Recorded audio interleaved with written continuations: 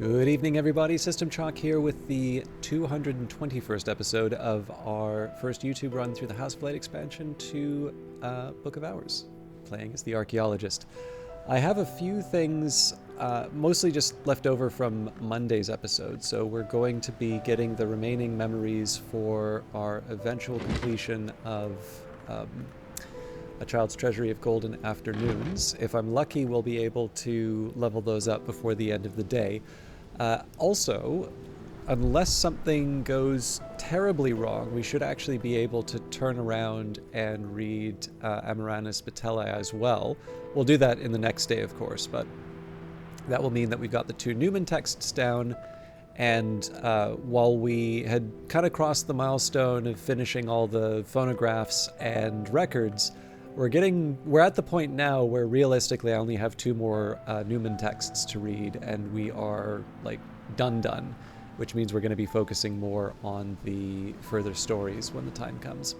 Now, we still have a way to go. If I want to be going for a Lighthouse Institute ending, I've got quite a bit of work ahead of me, but there are also a couple things we can do in between to pass the time, and if I absolutely have to, I can always sort of fast forward. Now, it did occur to me that I forgot to queue up a couple of the books that I was looking for, so I'm going to take a minute here and say this is for Disciplines of the Hammer,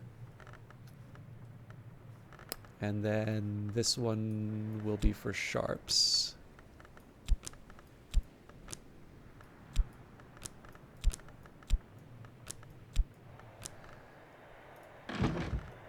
Okay, so we should already be working on the old wound, which is good. We will go to Ava's desk. I'll use the metal in this case. So that one, I think we can read one of the intuitions texts. Let's actually do the 3 and the 3. Okay, so we've got 4 of 6. We can use the Faust here.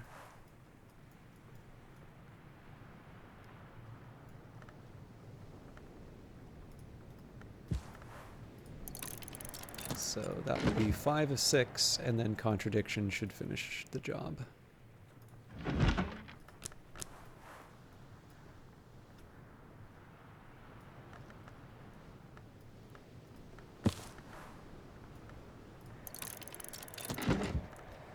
And then while I'm at it, let's take a visit to Crowcross Sands to try and get a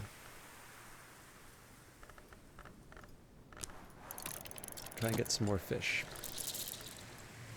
All right, I'm happy with where we're at right now. The one slightly sensitive bit is we do need to keep an eye on the consider verb and just not have overlap in terms of the use of the old wound, although it's only a minute to get it back if it comes down to that. I was also hoping that I'd find some use for the snow, but I didn't quite plan that out properly, so. Okay. A Child's Treasury of Golden Afternoons. Once upon a time, a very bad man encoded very bad secrets into the charming illustrations of a book of charming stories. Wake the pictures and you will see. Lord Jacob Gristwood, surgeon, ethnologist, philanthropist. There is no proof that he ever kept children in hutches beneath his bed. There's no proof that he vivisected cats at dinner with his penknife. The Suppression Bureau keeps its secrets. Here's your paint, whispered the wolf to the pale girl. Here is your knife for scraping, and here is your face. So, 2 sharps. A merciless alteration. The fundamental flaw, an irresistible shortcut, the hate that heats, the change that mars, the scar that opens. These are the foulest histories. Any librarian can use this to establish a history and complete the game, but the artist and the archaeologist can win a particular victory. So this is noteworthy for 2 reasons for us. One, for a while, Towards a Fundamental Aesthetic was the only one that was one oriented towards our characters. So now we have a second one for the archaeologist. Sorry, just 1 second here.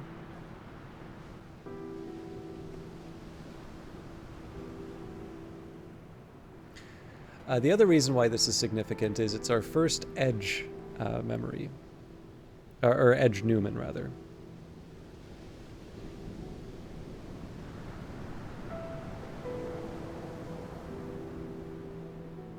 Actually, come to think of it, just while I'm looking over some of my notes here, I believe this is also the first forge that we've got, but that may be a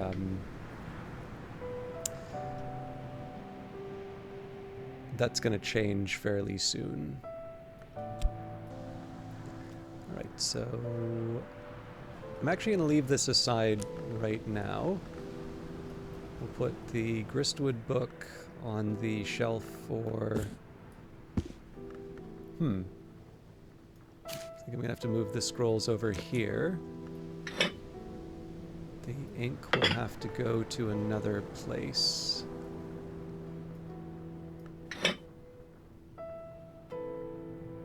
Actually, here's what we'll do.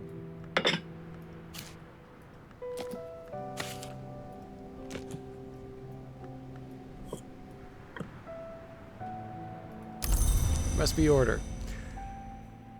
All right. I don't think I want to read the book overnight. What we'll do here, we'll wait the 1.3 seconds for the verb to become available. Better now. So we'll use this whist to earn a little more money. The pattern was reputed... Sorry, we should see this. Velvet as soft as starlight. The pattern was reputedly preferred by Baron Thomas. So there's our touch memory. So at this point, we'll take the consider verb, disciplines of the hammer.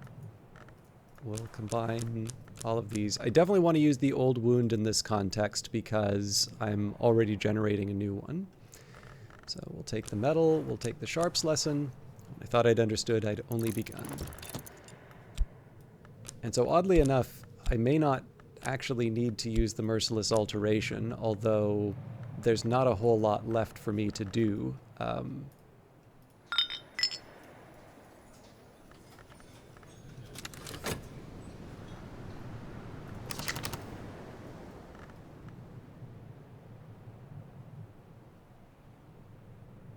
Like the next book I'm going to be reading will be the Amaranus Vitelli. So if I don't find a use for this, it's just going to get replaced, which isn't the end of the world. I can definitely live without using. All right, old wound. Move gingerly while the pain lasts. So I'm going to put that in my collection. I'll prioritize using the merciless alteration over the old wound.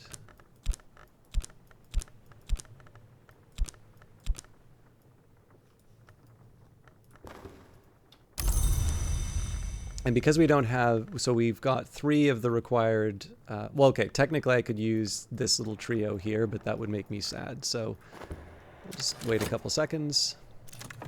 There we go. The 3 and the 3, Kerisham manuscript. A more recent version of a much older text. This book describes the operations of the chancel and the calyptra, 2 triads of hours with subtle, far-reaching powers and responsibilities. It has been heavily censored, but even so contains potent secrets. The deepest knowledge is safeguarded by the covenant of the Watchman's Tree, whose patrons are calyptra. The 3 flowers of the on the Watchman's Tree, blood, soot, and snow. Calyptra might be known as Night Dawn Eclipse. The chancel may be known as Threshold Mirror Shell. Calyptra and chancel are 2. Is Janus a 3rd?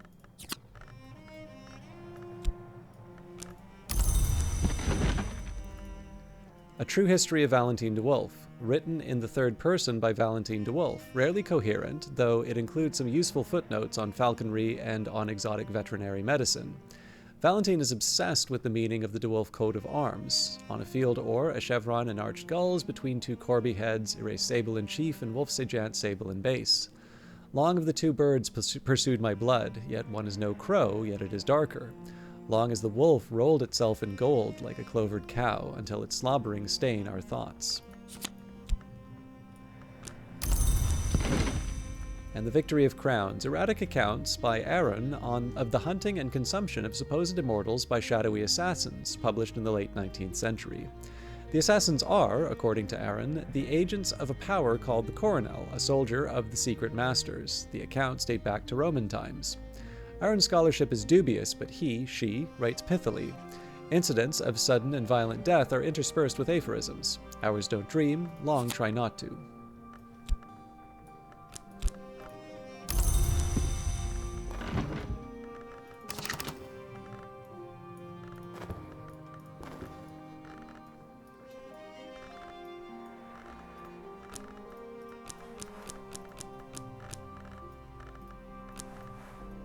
When I thought I'd understood, I'd only begun. Improve the skill to level 7.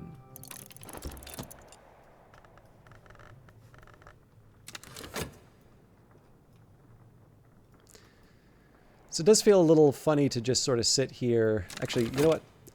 I have 3 candidates for rooms. So one says the... All right. I actually didn't mean to do this, but I think this is a fair one. So for those of you that want to go looking in some mysteries or that, fast forward for a little bit because I'm going to talk about this. But we did just accidentally click on one of the secret panels. So I did know about this one before, and I was debating as to whether or not I would show it on this one. But given the fact that this is actually, quote unquote, legitimately found, I think we're going to put this one in here. So it does actually mean I have one more. Book to go with. Fun. All right. I'm not going to read that now, but. All right, so anyways, it was going to be the librarian's quarters. When the Curia of the Isle acquired the deed to the abandoned De Wolf estate, Ambrose Westcott became the first librarian and had this cozy nook constructed above the north wing to fit his preferences. His successor, Kitty, preferred the room next door. She lamented that the reek of Westcott's pipe had remained long after his death, and her successor, Solomon Husher, preferred the long tower for his own chilly reasons. But most librarians have enjoyed the peace and the sea view. The Pale Chamber. In the time of the De Wolfs, this magnificent bedroom was reserved for the Baron, or in Lady Ava's time, the Baroness. Ava had the whole room decorated in black as a gesture of permanent mourning for her father Valentine, or, according to ribald rumors, to set off her own paleness for her lovers. It was Kitty Mazarine, much later, who freshened the furnishings and made it the Pale Chamber. The Violet Chamber. In the days of the De Wolfs, this chamber was reserved for the lady of the house.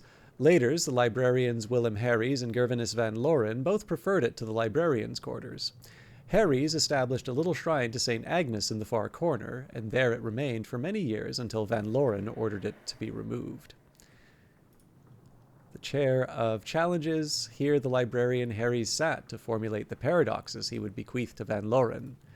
The Chaise Longue of Conclusions. Here the librarian van Loren lay to ponder the paradoxes he inherited from Harries. You know what? That actually has convinced me. So we are going to... Is it enough? No, I do need to use a shaft here. I'll make this my lodgings for the time being. Move your belongings into this room. You can then use this bed to rest soul cards and recover maladies.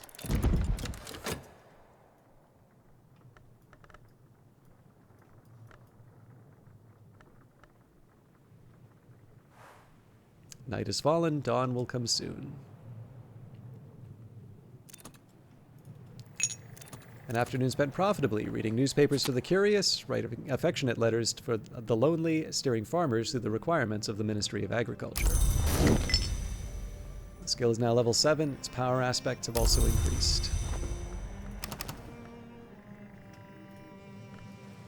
Sea-strewn, salt-snared stuff. I'm going to wait till tomorrow to open the package.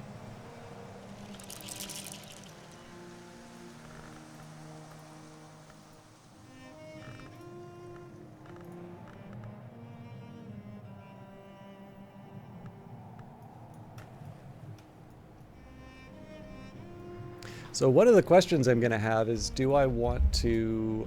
I mean, we do have a little bit of time left for winter, so I was thinking maybe maybe I do try both Amaranthus patelli and the Journal of Sir David Green.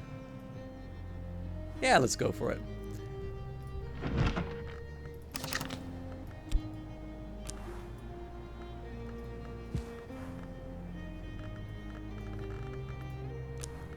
Alright, so it should be enough that we add the Edict... Sorry, not Edict's Marshal. Oh, hang on, I don't think I have a 10 edge. Fair enough. So with that, I'll just add the either the Cucurbit Barrette or the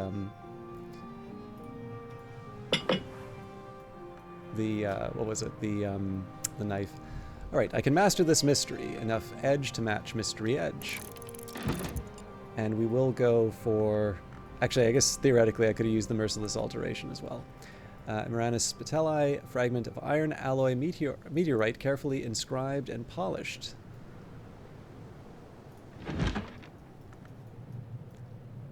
So we'll add that one. This one we need Fusine. So I will add the metal. And then we need another 6 forge. So probably spices and savors is the closest I'll get to that. Menescape. Yeah, no, Menescape Reflection is the same. All right.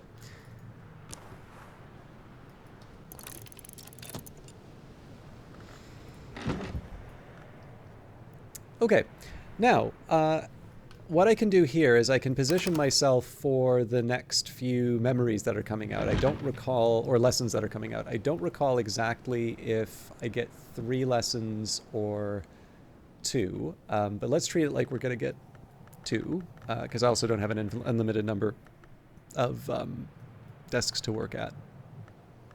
So what I'll want to do here with sharps, probably...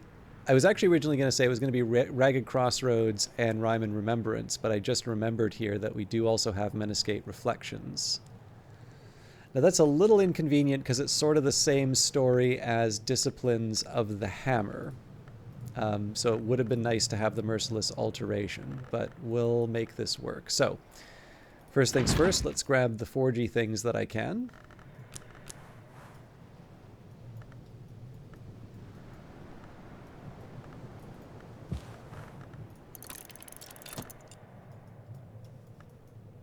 So that's 1.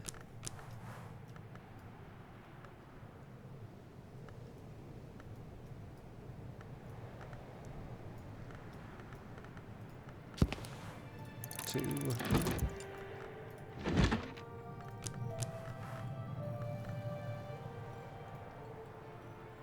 I think that's it for Forge. No, Regret. I'm trying to remember which of these. Let's do 3. Okay, so now I do Edge.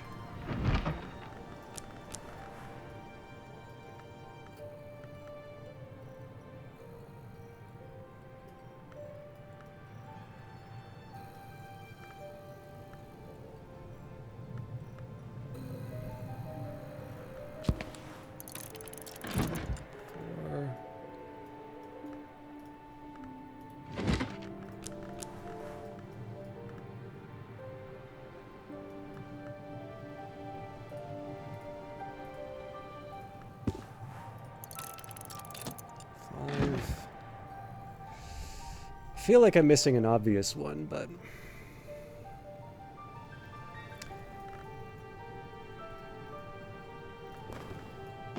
And then the touch will be 6.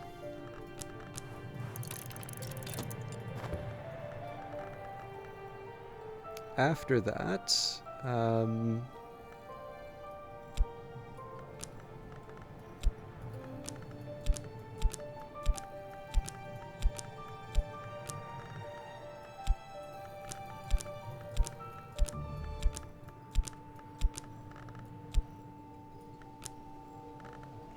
let's do winter. I may also change the specific lessons that I use, but I have some time before I need to worry about that. So I should have one more. We'll get Bittersweet Certainty from that.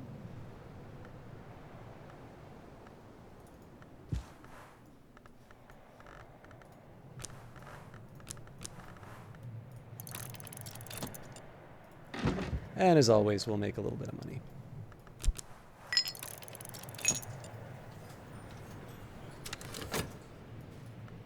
So this one's a little funny in the sense that, like, we have 1 day left. Ah, that'll help us. Hail, ice wraps on the roofs and treetops. So it's a little funny here just in the sense that I'm... right,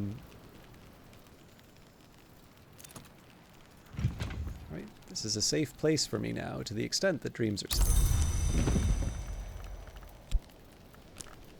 We're sort of bringing in a whole bunch of memories right at the end, basically at a point where we could potentially lose them to Numa. Now that's fine, because we're going to feel that Numa's pretty dry for a while. Like, we just don't have any skills to break up.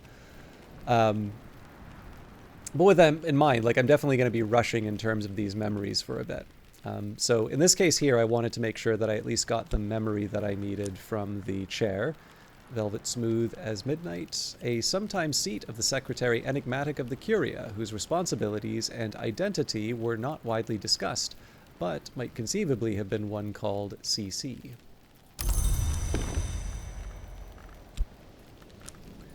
So I'll take the opportunity to open the package, then we'll have to do some leveling for the memories first. But following that, I will...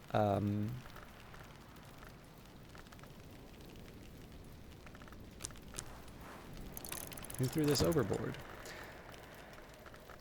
Following that, we'll open up the various caches in the in this chamber here. We only have 3 of them. Oh, there's another thing that I can do, which I should have. If I cast this object into the sea, it will be lost, perhaps irretrievably. So that memory will be helpful for the ones that I get from David Green's journal.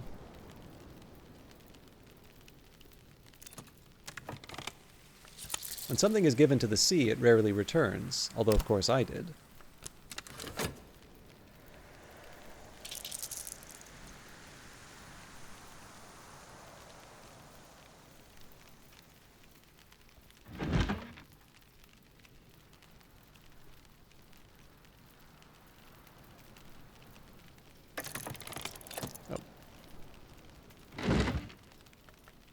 The High Traditions of the Noble Endeavor, a blandly positive work on the Endeavor Club, published by the Endeavor Club. The club was founded in 1862, but claims to draw from much older traditions. Club members are assigned names out of noble myth, Joffrey, Roland, and unexpectedly Breadbettle. They claim to be heirs of the Leashed Flame, which gave the island of Britain such appalling power in some histories. Their endeavor itself is a purifying fire which makes its fuel something more than human. This transformation, however, is no longer encouraged by the club, and perhaps, the work is coy on this, no longer permitted. The Key of Night, the deliberations leading to a manifesto of the Worms of Escale, as recorded around 1900 in the Bar Vienna, in the cellar of the Hotel Ciervo in Noon. The Worms, all of whom use grandiose nom de guerre like Citizen Knife and the Midnight Pilgrim, agree that all previous iterations of their movement have been feckless and treacherous, and agree that the return of the pre-human hours, the gods from stone, is the true way to end the tyranny of eternity. The Worms identify the Wheel, the Tide, the Flint, Sulochana, the Spider Door, the Excellency Nathobasis, and Wickle Inextinguishable as the 7 necessary pentiments that must be returned to every history through the propaganda of the deed. This is an eccentric list and clearly a compromise. The process of thrashing it out clearly exhausts all the participants who don't specify the necessary deed beyond a vague reference to the loopholes.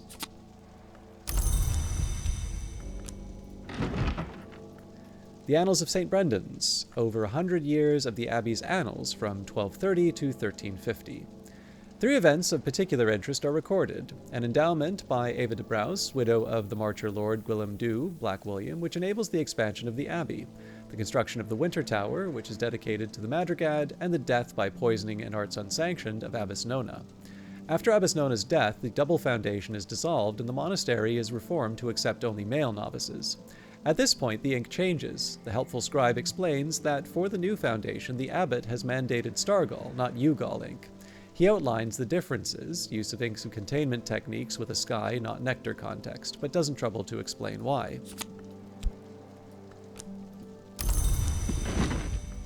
The Book of Thrones, a legend of the Shadowless Empire, transcribed by Alexander Peterhans from Annals at a secret shrine in Anatolia. In the first and greatest history, a subject of the Shadowless Empire of Persia travels to the west, to the kingdom of the Persids.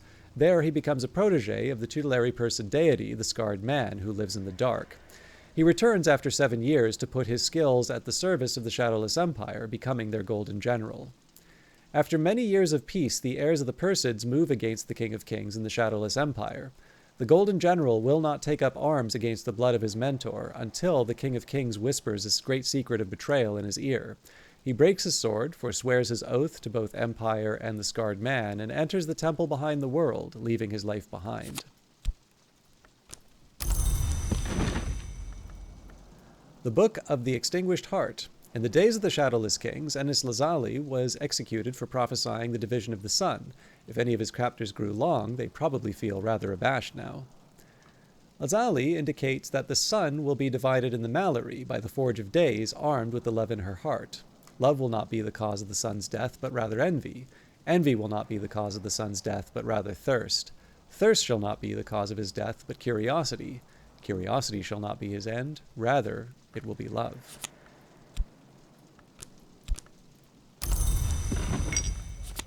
An afternoon spent profitably reading newspapers to the curious, writing affectionate letters for the lonely, steering farmers through the requirements of the Ministry of Agriculture.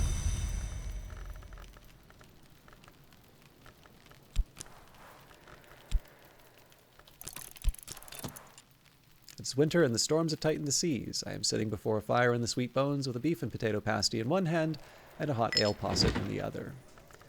Just Verse, a rare surviving copy of Christopher Olapoli's notoriously unsuccessful volume of experimental poetry published in 1912. Olapoli is clearly more interested in the occult than the aesthetic aspects of the work. By most measures, the rhymes are contrived, the meter inconsistent, the imagery banal. Still, even the worst verses have a compelling quality, and I find myself drumming my fingers on the desk to accompany their rhythms. In an afterword, Olapoli discusses mnemonic holometaboli, by which he seems to mean a sort of crafting process where memories, when fed into a preliminal meter technique in the presence of enough knock or rose, can blossom and fissure into more potent versions of themselves.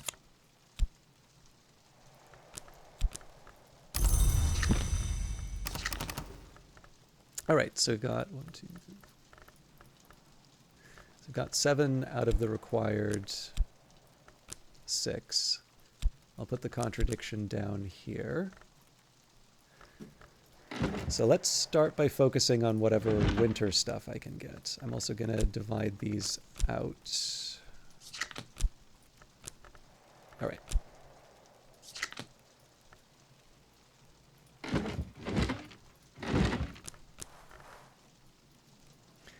So this is already taken care of.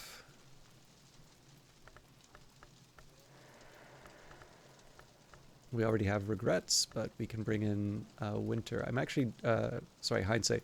Not sure where we are, so I'm going to do introduction to the histories from the start. So that's 3 of 6.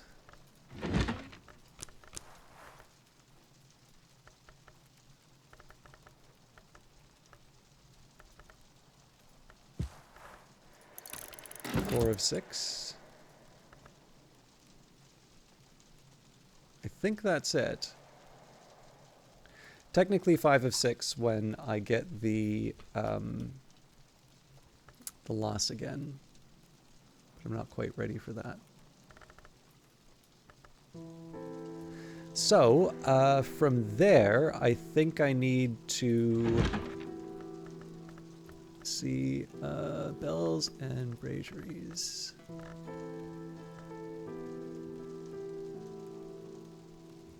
Okay, I'll have enough to... Pyroglyphics and Watchman's Paradoxes. It feels like it would be better if I did Anbury and Lapidary.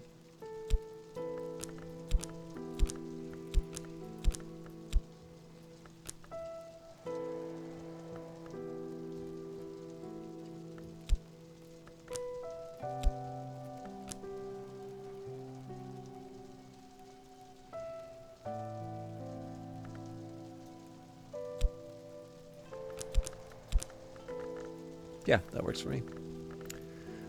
So...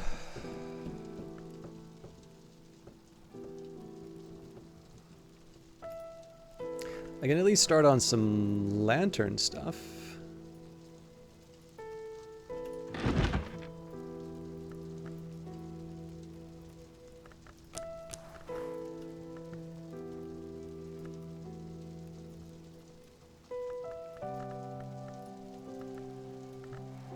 So I'm not quite ready to read the Foresight yet, so let's do... Confounding Parables are also an option, but let's start with Revelations and then we'll move on, so...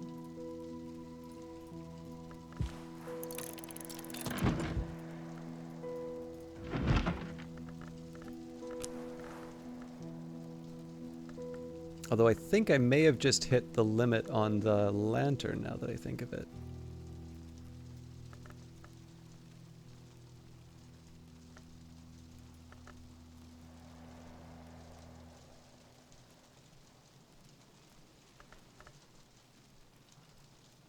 Okay, so it is written then.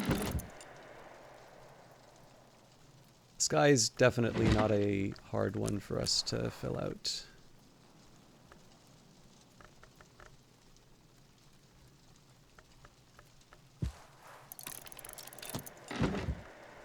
I think that's it for... No, hang on, we haven't done anything at the governor's desk, so...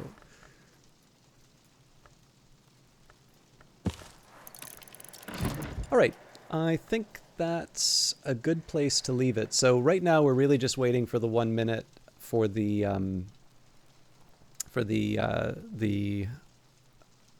new books to finish. We know that we'll at least be able to bring up the Meniscate reflections. Of course, I want to try and make some reasonably good progress on that. So I have like lots of individual pieces. The drawback here is because I still have a minute before the lessons become available, I can't rely on too many duplicates. But on the other hand, I have a few things I can use to sort of manipulate the path. On reflection, when I think about pyroglyphics, this one may be a little difficult. So if I just think about this one, if it's Forge and Lantern, so we've got Touch, Foresight, Regret, and Pattern, which is 4.